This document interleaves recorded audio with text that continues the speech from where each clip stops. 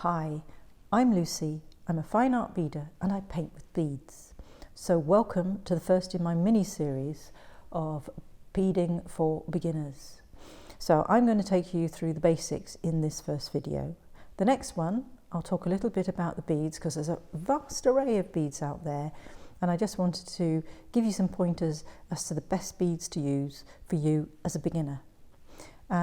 And then I'll follow that up with some videos on the different stitches that you'll come across, some of the basic stitches, and then we might get onto some projects as well.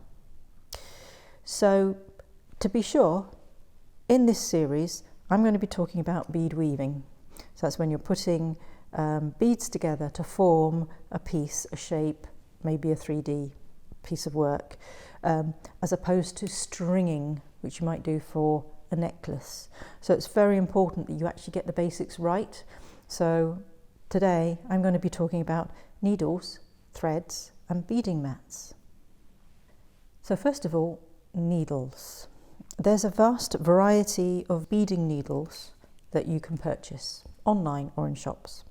There's a big difference between ordinary needles and beading needles.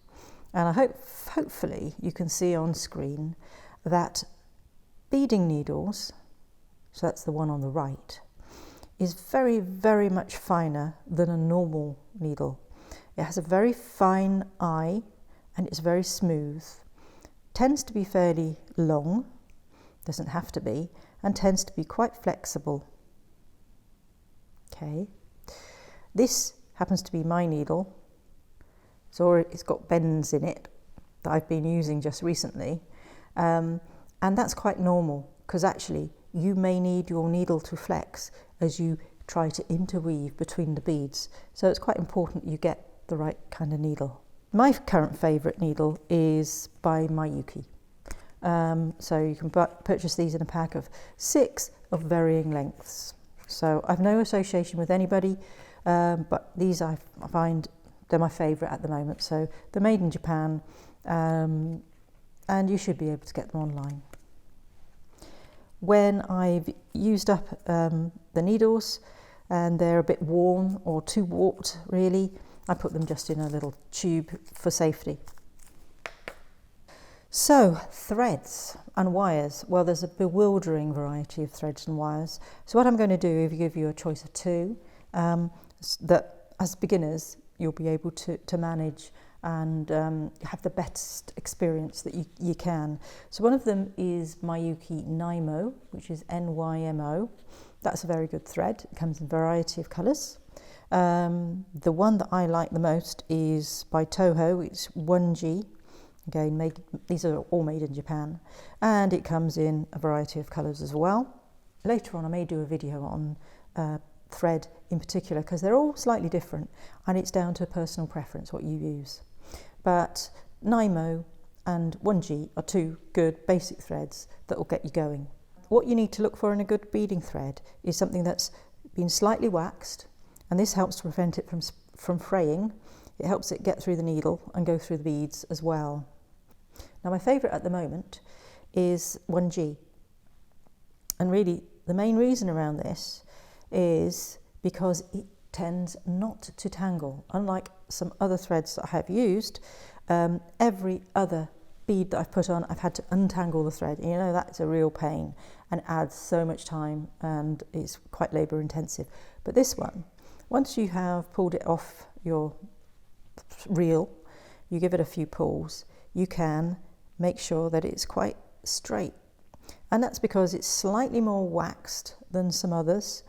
And there may be a slightly different production process, but it makes it really good to use. It doesn't tangle. So that is one that I would recommend if you want a really good experience right from the start. If you can get hold of 1G, then I would recommend that you use it.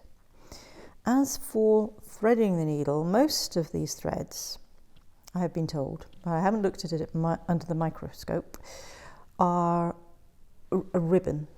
So they're slightly flattened, which means when you're trying to thread the needle, you really just need to rotate it slightly and it just goes through. And it is as simple as that. it is much easier to thread than you could possibly imagine. So that was no trick, I just did it there in front of you straight off. So you'll find it, if you get the right materials and the right needles, it works perfectly. Okay. Next, I want to talk about beading mats. Now I have a foam beading mat that I'm sitting with a little tray on my knee, and I think it's absolutely vital to have a proper foam beading mat for picking up the beads, because the beads are in many cases very, very small, very, very mobile, and you can try using other materials, but the problem is this very, very fine needle will keep on catching onto the material. I've used felt when I've left my beading mat behind. You still keep on catching on the felt and the beads spring up and go everywhere. And the thing about a nice thick beading mat is that you can really pick up the beads really easily as you just push on them, and you just pick them up one at a time, just like that. And before you know it, you've got plenty of beads on your needle. So there you have it. Needles, threads and beading mats. I'm Lucy, I'm a fine art beader and I paint with beads. So please subscribe, share and like, and see you next time.